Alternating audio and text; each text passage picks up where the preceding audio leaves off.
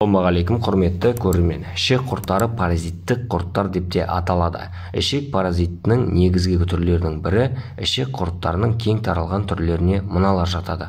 Жалпақ құрттар, оларға таспа құрттар, флюктар жатады. Аскаридоз, пинвиль және анкилостом инфекциялардың қоздыратын дөңгелек құрттар. Ішек құрттарының жалпы белгілері іш ауруы, диарея, жүрек айну немесе құсу, газ, кебулер, шаршау, себепсіз салмақ жоғалту. Ішек құрты бар адамда дизентерия болуы мүмкін. Дизентерия ішек инфекциясын нәжістегі қан мен шырышты диареяны тудырады. Ішек құрттар тік ішектің немесе вульваның айналасында бөртпені немесе қышуды тудыруы мүмкін. Кейбір жағдайларда сіз дәрет кезінде құртты нәжісіңізден өткізіп жібересіз. Кейбір адамдар бірнеше жылдар бойы ешқандай белгілер байқамай ішек құрттары ішінде болуы мүмкін. Ішек құрттарын жұқтырудың бір жолы ауру малдың, мысалы сиырдың, шошқаның немесе балықтың таза емес мерзімі өткен етін жеу. Ішек құрттар жұқтыруға әкелетін басқа себептерге мыналар жатады. Дөңгелек құрттар әдетте ластанған топырақпен және нәжіспен байланысты болады. Сіз ластанған затты қолданғаннан кейін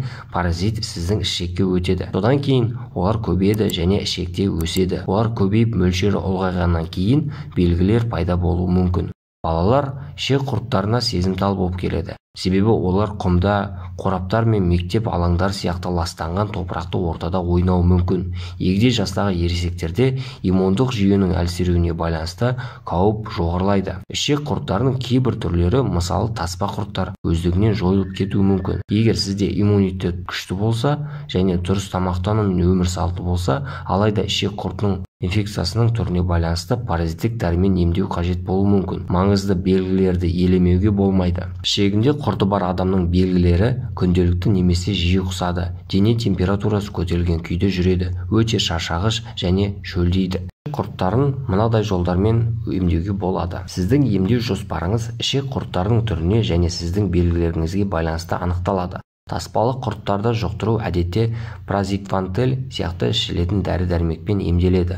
Ол ересектердің таспаларын парализдейді. Празиквантель таспа құрттардың ішектен бөлінуіне, еруіне, содан кейін сіздің нәжісіңіз арқылы денеңізден шығып кетуіне әкеледі. Асқазан құрттарының инфекциясын емдеудің жалпы әдістемелеріне мебендазол, вермокс, энверум және альбенза жатады. Дәл осы дәрілермен емделсеңіз болады. Әдетте симптомдар бірнеше аптадан кейін емделуден кейін жақсарады. Емдеу аяқталғаннан кейін сіздің дәрігеріңіз нәжістің басқа үлгісін алады және талдайды, құрттардың жоғалғандығын анықтайды. Ішек құрттарының алдын алу үшін дәретханаға кірмес бұрын және кейін тамақ дайындамас бұрын немесе тамақтанар алдында қолыңызды сабынмен және ыстық сумен өте жақсылап жуу керек.